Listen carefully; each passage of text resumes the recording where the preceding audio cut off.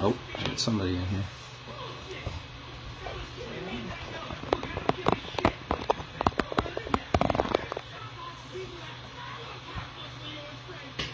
I don't know how I'm going to be able to keep my hand out of the way. The studio got moved around since the last time I did this. What? So I don't know how I'm going to be able to keep my hand out of the way.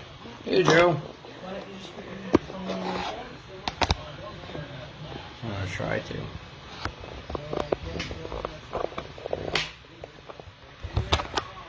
Having some technical difficulties.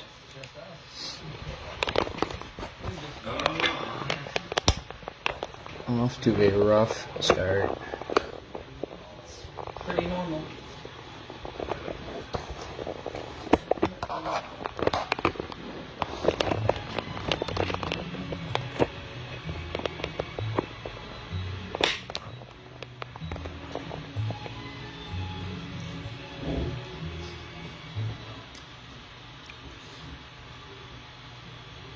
So Joe, are you rendering the Mary Selinsky and the Wonder Kitty stuff while, like right now?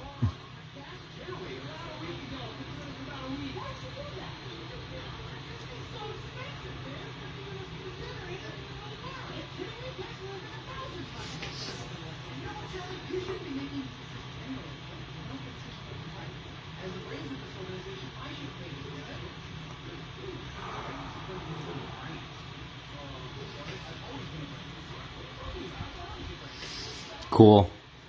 Yeah, I got a little bit of run around to do this afternoon, but I should be able to review that. Yeah, I'll be able to review that stuff for you before the day's over for sure. For sure.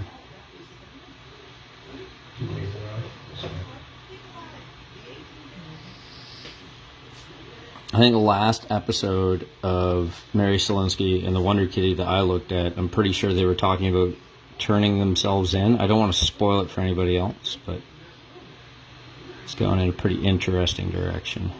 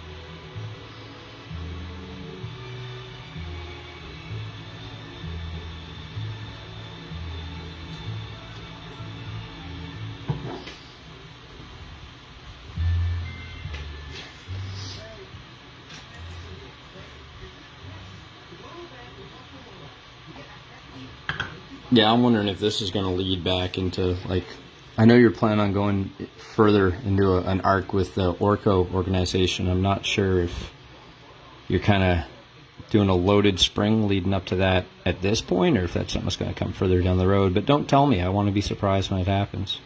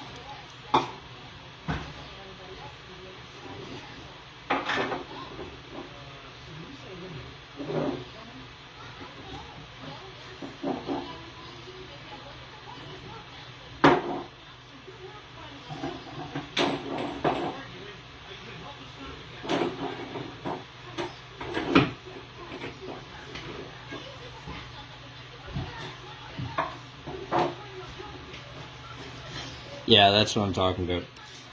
And I don't know. I know Isaac Law was in here. I'm not sure if he's still the other viewer or not. But Isaac, if you have questions about plot, narrative, like that kind of stuff, Joe's actually a fantastic resource. He's a really good writer when it comes to like pace and characterization and stuff like that.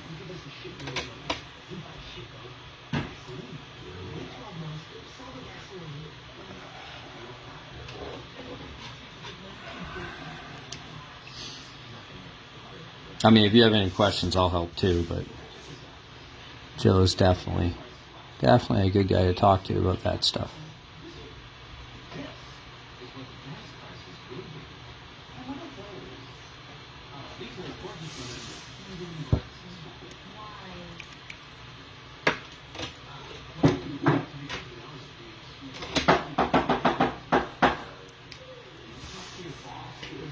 Yeah, both of my 0.5s are running out of juice. I'm going to have to replace them probably this afternoon. Got 2.5 fine liners, and they're both just on their last leg.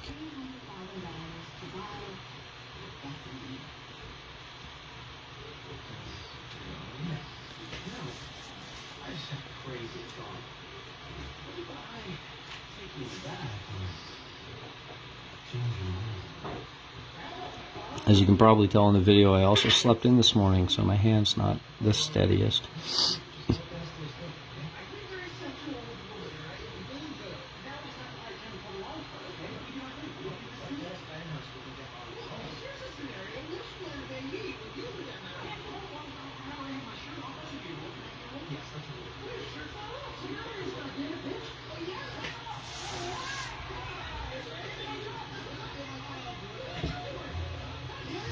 What, on color? Yeah, sure. It's kind of a funny thing. I used to be an interior design consultant for a company that sold and distributed like backsplashes. So I'd help people with like kitchens and stuff like that. And ironically, I never had a very good natural sense for color. So I did a little bit of research into the theory behind why certain things get used and how they work together. And I really just boiled it down to a couple of like super basic principles. I only used 2 or 3 different color schemes. And then my wonderful fiance, Kristen Wong's favorite color is purple. And it does not fit super well into most of the color schemes I'm comfortable using. So I end up with something really safe and kind of borderline monotonous, really. It's usually I don't go much further than like complementary or split complementary scheme for an entire page, aside from maybe a couple characters, and then I have to just shoehorn purple in there somewhere and then work around it all over again. But it works, really. Like it comes off like I got a real good idea what I'm doing. But between you, me, and the lamppost, I don't know about that.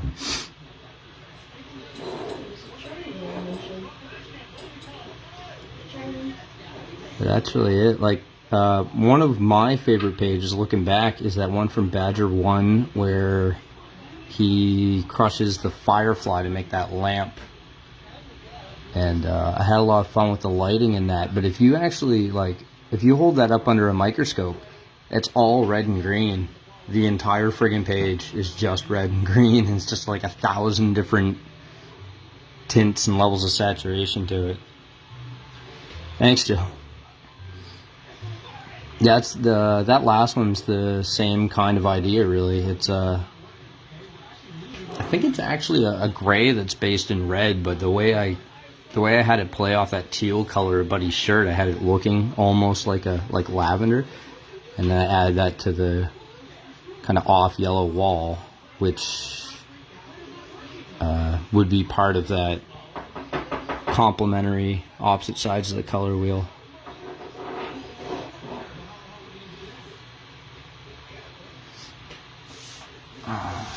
And then gore, just lots of gore.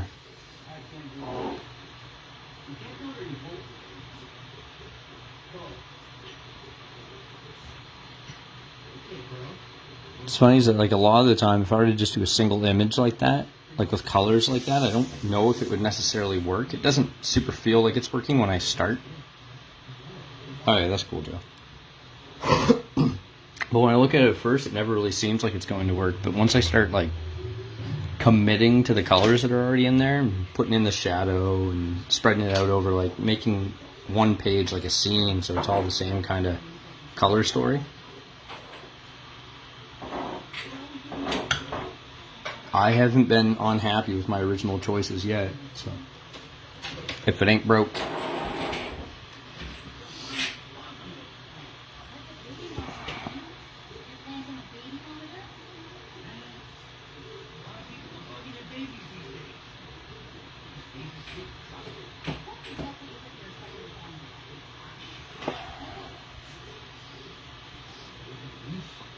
Yeah, I really like some of the stuff I've seen, some of the concept stuff that you shared with me, Joe, about the direction that your project could potentially be going in, especially with color, some of the more muted stuff. I still think that the super bright contrast and all like the primary colors and stuff complements the kind of story that you're trying to tell really well too.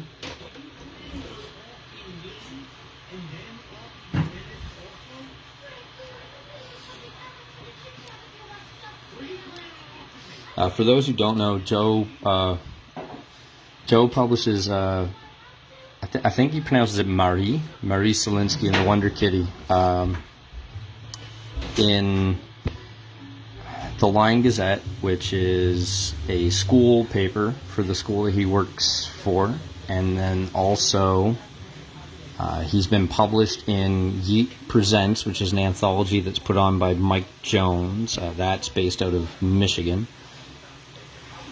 And I believe he has intention of self-publishing collections through Comics Wellspring, which I'm also looking into doing myself.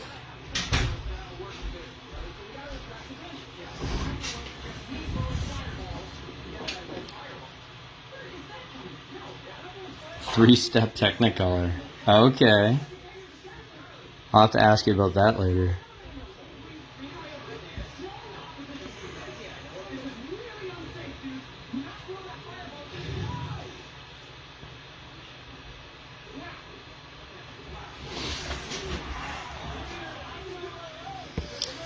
Let's make those, the knife and the cup, let's make those quite a bit bolder in the front. Where's my 7? Right there.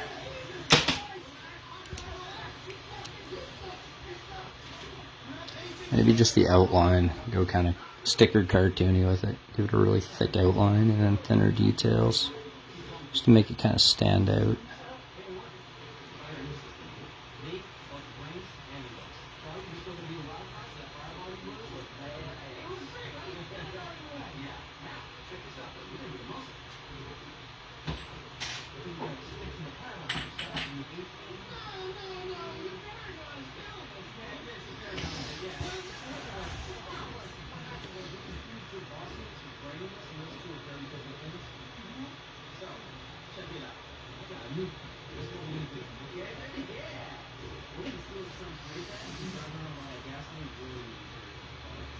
Oh man, wake up.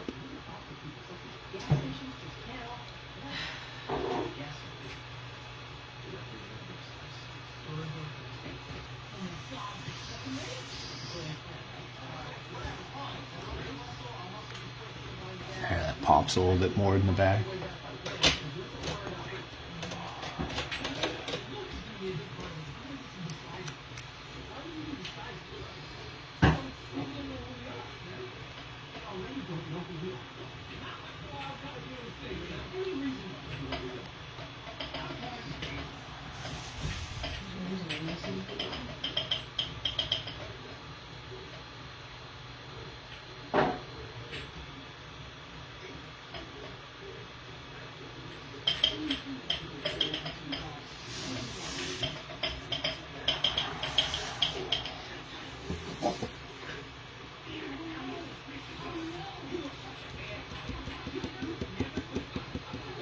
Yeah, because those. Oh.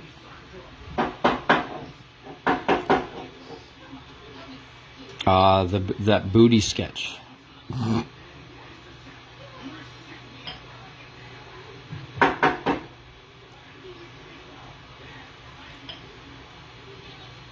So how many drafts do you do, Joe? Because I know, like, you've told me before that you draw a lot of it, like, on copy paper and stuff when you're at work and when you find time during the day. And then you go home and do a lot of it computerized. But I thought that image that I saw yesterday seemed to already be digital. It was colored at the very least.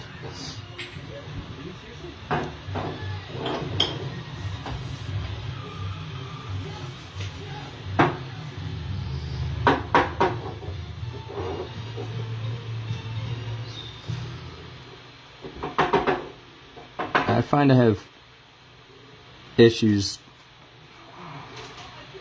drawing characters from certain angles, but it mostly has to do with the distance from which they're portrayed, really, in my case.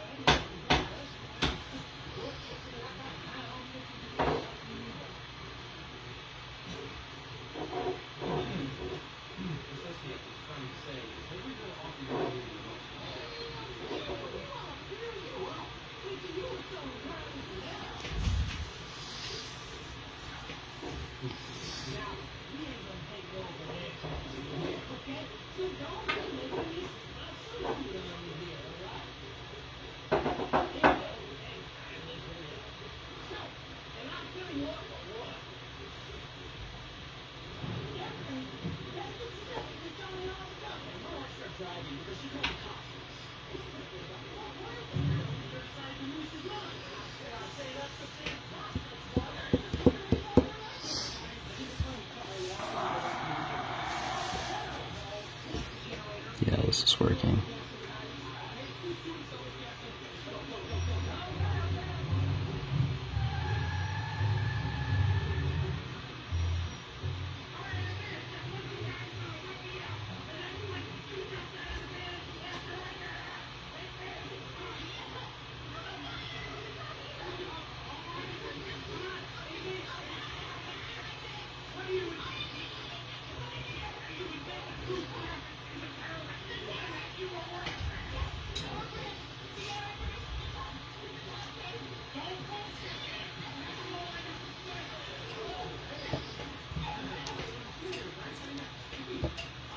Moving down to a 0.3. I do see your comment there, Jim. It's a lot of text. Oh, okay, it's not that bad. Pop out a forest too. In this case, a more industrial scene. Get an idea for the other elements. Yeah, that's kind of how I assumed that you were doing it. So.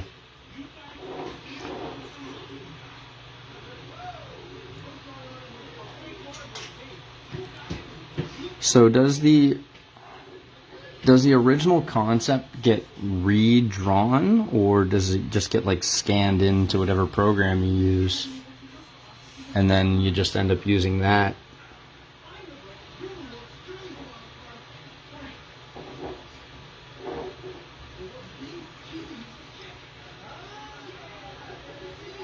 For some reason with yours, I do find it genuinely tricky to tell. So that's 0.5 for the outline, 0.3.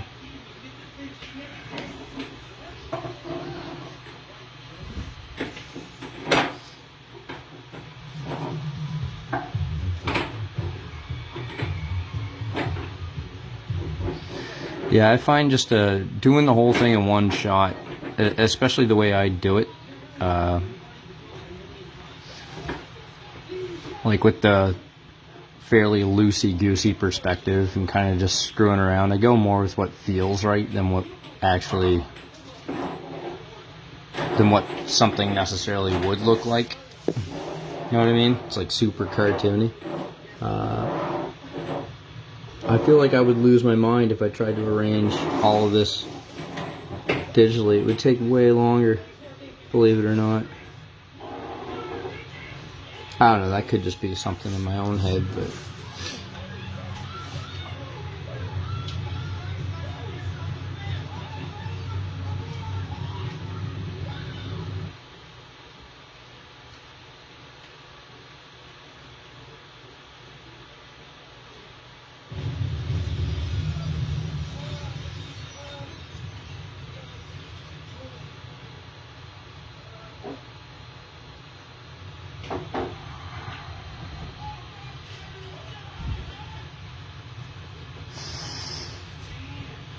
yeah, that's another thing too. Drawing everything out on paper in one scene in one shot kind of stops me from endlessly circling around editing it.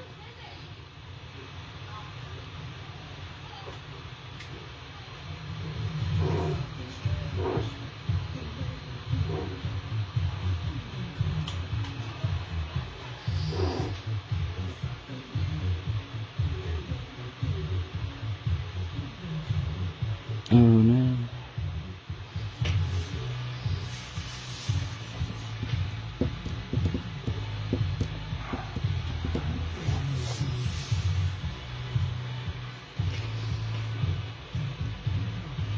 thought they went through the trouble to get the rights to the song. Way cheap. Very expensive. I've got this little dude here hiding behind the table. If anyone's wondering and isn't completely caught up, the context of this.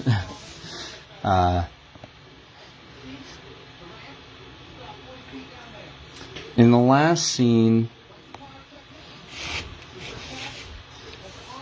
Katori was being harassed at this bar that the group's at, and she kind of loses it, transforms herself into a bear, and gores the living hell out of this creep. This is kind of just the aftermath to that. Based on a true story. Yeah, this is kind of just the aftermath to that situation.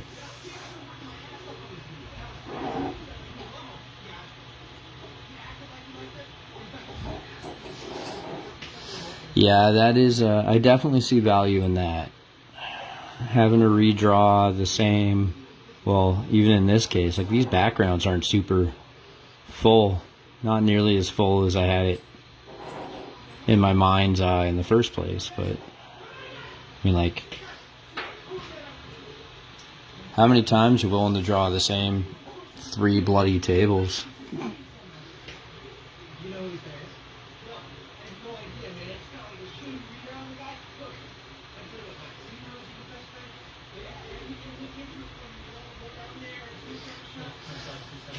My big thing, or the biggest reason that I would shy away from doing something like that is I really like, and some people have voiced their dislike of this, but I love whipping the camera around and making like different shots out of different panels, almost more like a TV show.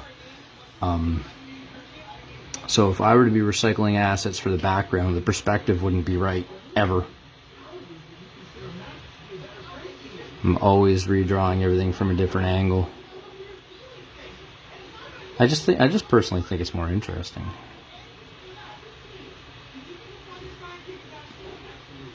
But there's no right or wrong way to do it. Bill Watterson did Calvin and Hobbes. He drew everything from the same angle for like decades.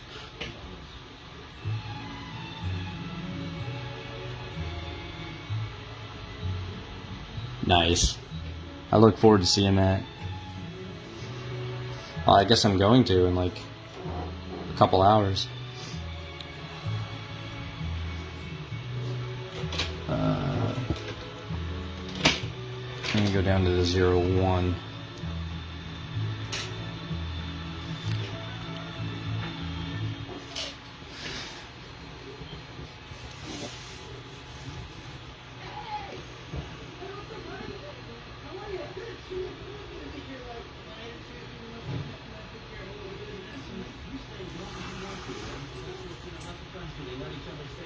Okay, I was wondering how much that you guys could hear. So I share an office space with Evil Cat Creations, and Kristen is watching It's Always Sunny in Philadelphia on the other side of the room. And working. And she's also working. She is getting stuff done. I'm not just sitting here being a nuisance. I was here first. I know. Now Joe just asked what And the if it weren't for me, you would still be asleep. It's probably true. It's 1,000,000% true. Joe was just asking what the violin sound was. Which composer is that? It's not Beethoven, is it? No, I don't know who wrote that. It's a famous composer's music anyway. All the music that they use in the show is extremely copyrighted. It's all like actual classical music, which is like one of the things I love about the show. Vivaldi, maybe. I don't think it's Vivaldi, but it's probably someone like a little less famous than you know, like a step down. I do hear this music in other places, but it's always like from really like mainstream users. Sounds like Walt Disney's alarm clock. He wishes.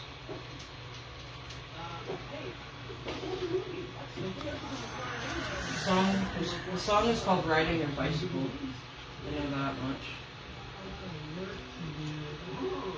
Yeah, that's pretty much all the show that you guys can hear. I'll put this up on YouTube because I think I imagine that would be public domain.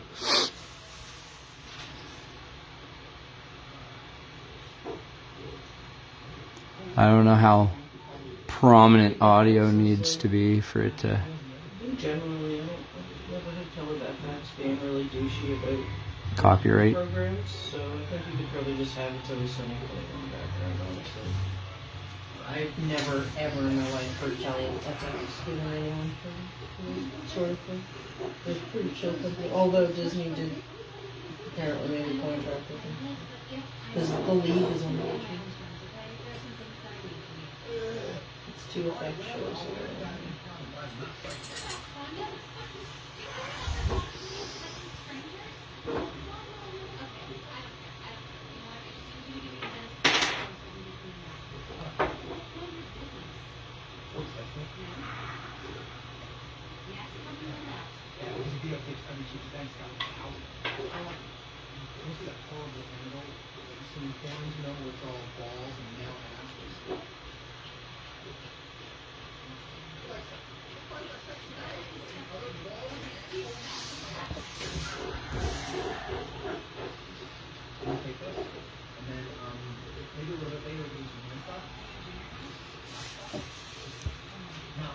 The thing with backgrounds, it just gets more and more tedious as I go back.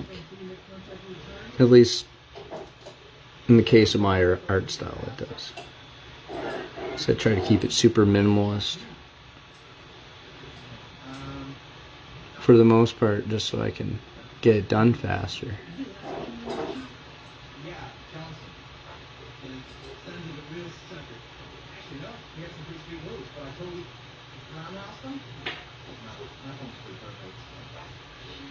There's not really anything to bitch about. If it was more detailed, no matter what, I'd still end up going a lot slower the further back I go.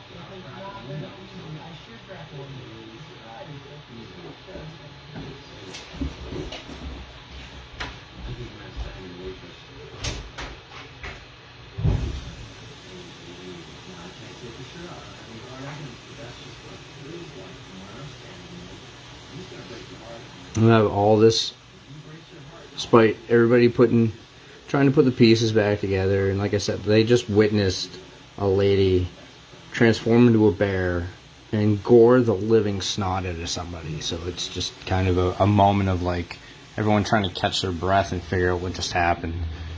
And then my little odd purple guy. Talking about me? No. My little odd purple guy over here Oh, God.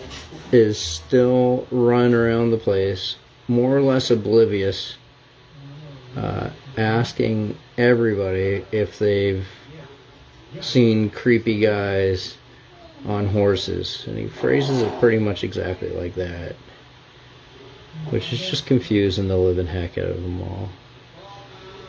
But in all these background shots, like you'll see him talking to somebody else in the bar who's trying to dismiss him because there's more important things going on.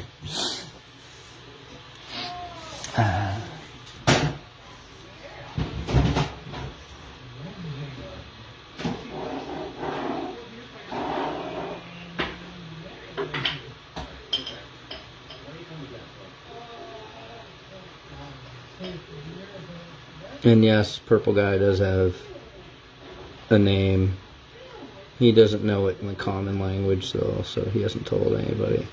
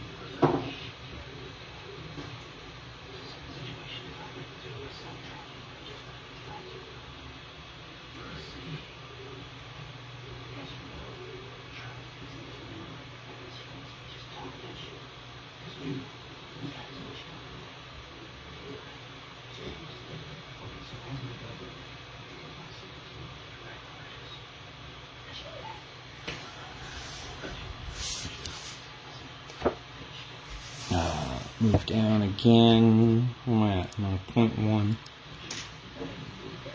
We'll get up to 0.03.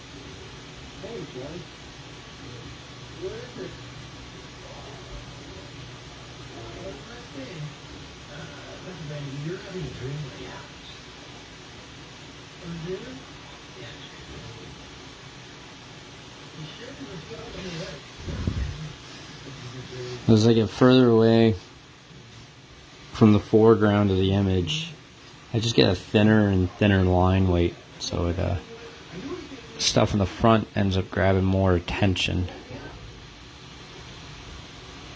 Oh no. I just need a new set of fine liners, I guess.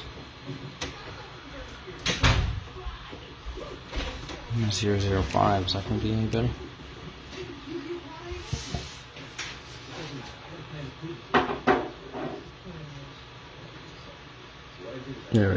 It's got some life in it.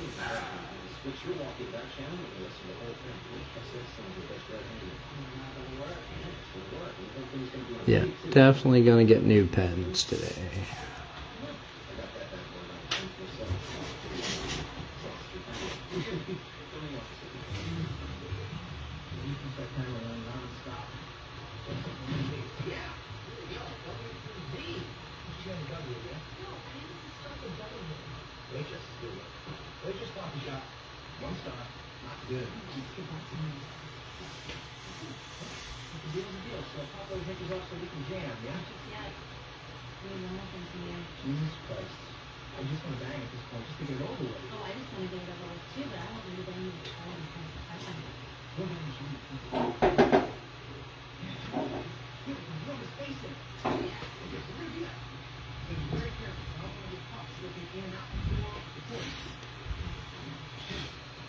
Yeah, that seems to be kind of a rule of thumb in that goes in hand with the format. I've noticed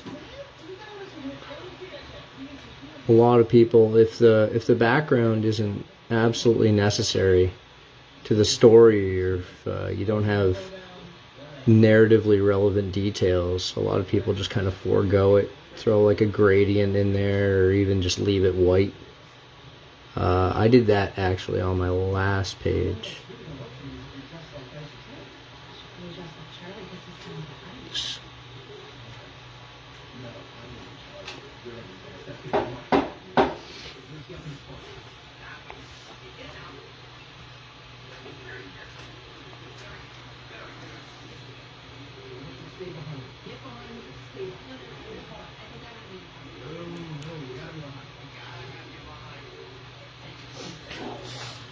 Yeah, I did the same thing, Joe, and I don't remember where I picked it up, but at some point I got the idea in my head that in film in particular, they say that you're supposed to change the camera angle every 6 seconds so it doesn't get monotonous, and I kind of think the same way when I'm making these.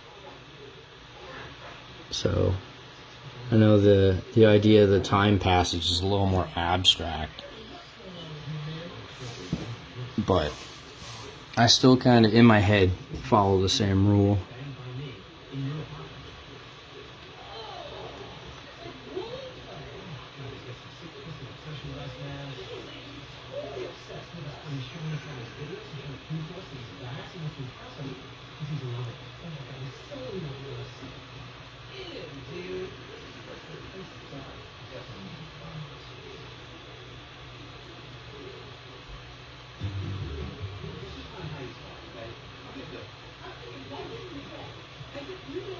The bear looks better in other panels, don't worry. Just like the squirrel. What else was there? Oh, that bunny rabbit. That friggin' rabbit from Badger 1.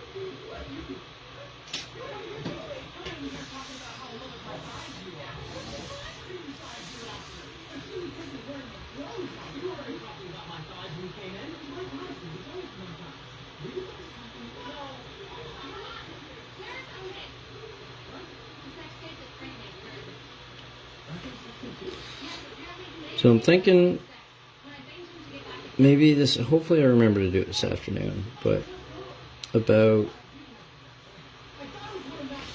essentially rebranding my old YouTube channel where the Em and Quirk cartoons are, and if I can figure out how to do it, I'll re-upload these live streams. And we'll have it on YouTube after, if anybody misses the live stream and wants to check it out.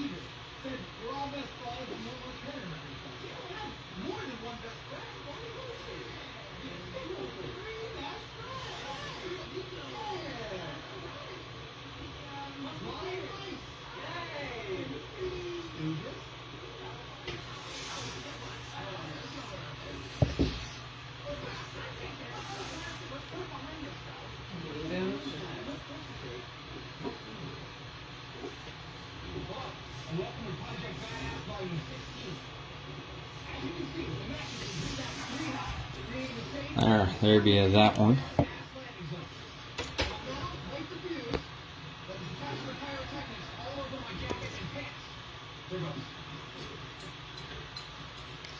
Alright, I'll probably do this guy. I'm really freaking proud of this panel, actually, the way I sketched it out.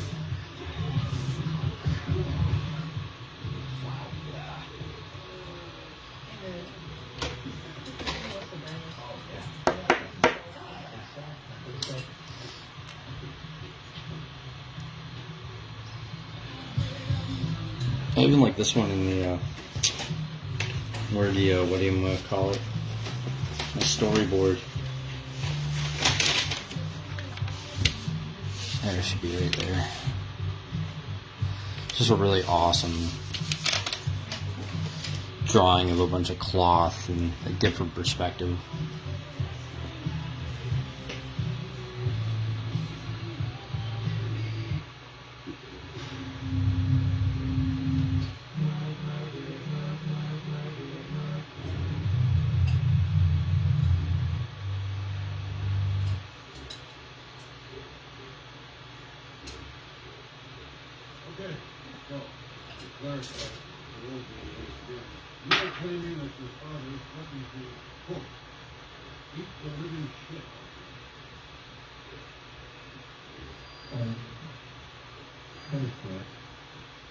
Mr. Kelly, in your sworn statement to police, you claim that the person who told you that you didn't, and I quote, jam a bunch of stuff into your butt. It was going to make you so hard that you'll make mistakes.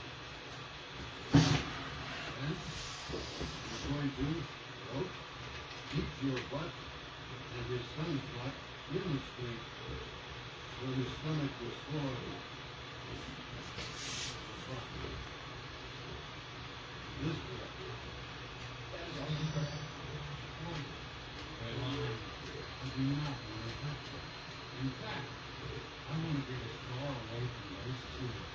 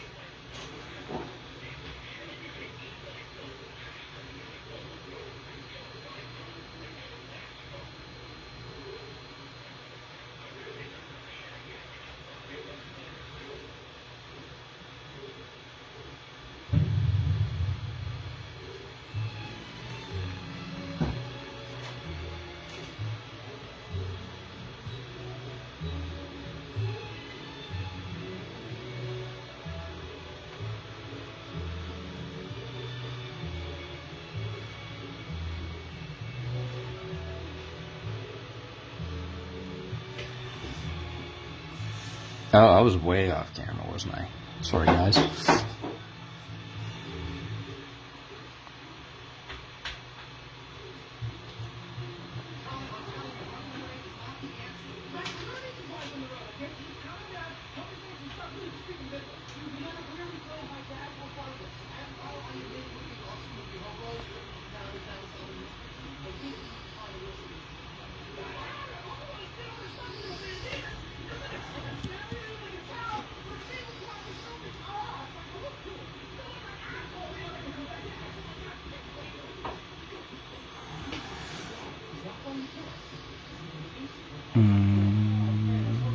Change up a line weight. Make a couple things here in the front heavier again. Keep that cup and that knife pretty thick, since they're pretty much they're like more than props at this point. It's pretty much the most important thing on this page, is to draw attention to that glass and that knife.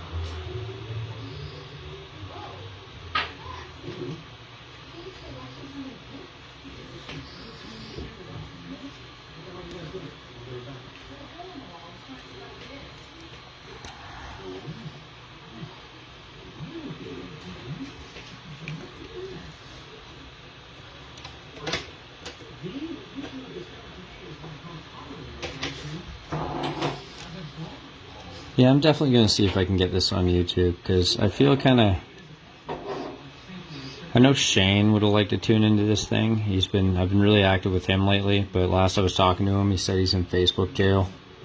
So... You can still watch stuff. If you send him a link, you can still watch it. Yeah, that's true. I could have just I would know. I'm always in Facebook jail. gave him a heads up. I'm always in Facebook jail. I'm kind of a pro. Yeah, you can still stream. Just send him the link, because he's probably not looking at Facebook actively. Exactly. So that's what I do. I never look at Facebook. Still browse if I wanted to. Am I off the bloody camera again? Yeah, I am.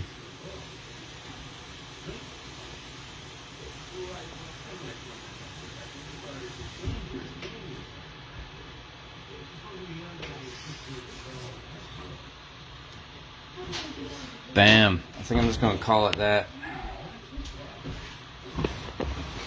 Yeah, I think Kristen has 3 or 4 accounts too. Doesn't matter. They'll ban all of your accounts. They catch on immediately. Yeah, I guess it depends on how often You'd have to make like an account that's like completely fake. Like I couldn't make a second account that's my name. It would have to be like I even tried using fake names and they still Yeah. It's the picture. They like match the profile picture. Yeah, it'd have to be a troll account. I'd have to make a troll account basically. I think we got a little too much empty space in here. Let's Facebook deserves. If you care that much about Facebook, then yes. uh-oh, we're in uncharted waters. Can't even use it for creations. Paid for another.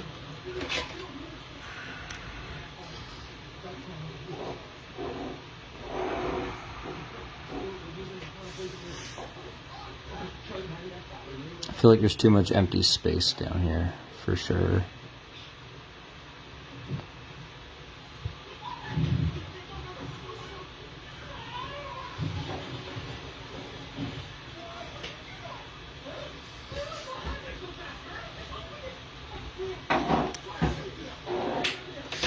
Whatever, I'm calling that. I'll make it the rest of that in paint. Anywho, this is what we ended up with. Boom, boom, boom, boom, boom, boom, boom. I'll upload this video to YouTube. Badger's still up on Gum Road, the first issue for $1.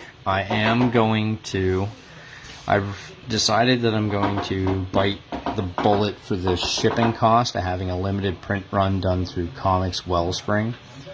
So it's going to be a little bit more expensive. What I'm going to end up doing is a single run, first print run of the first issue of Badger is going to cost $25. All of those are going to be signed and numbered. And when I run out, I run out. I'm going to take whatever I make from that, reinvest that into a second print run. It's going to be twice the size. And basically, keep that up until I can afford to do the printer thing, which I want to do in the first place, and then I'll start manufacturing them myself and drive the cost way down. That's pretty much the entire strategy at this point. So, the first issue of Badger, we'll have it by April. There aren't going to be that many of them. They are all going to be signed and numbered. And you're going to have to get a hold of me to get them. Alright, everybody. Enjoy the rest of your weekend.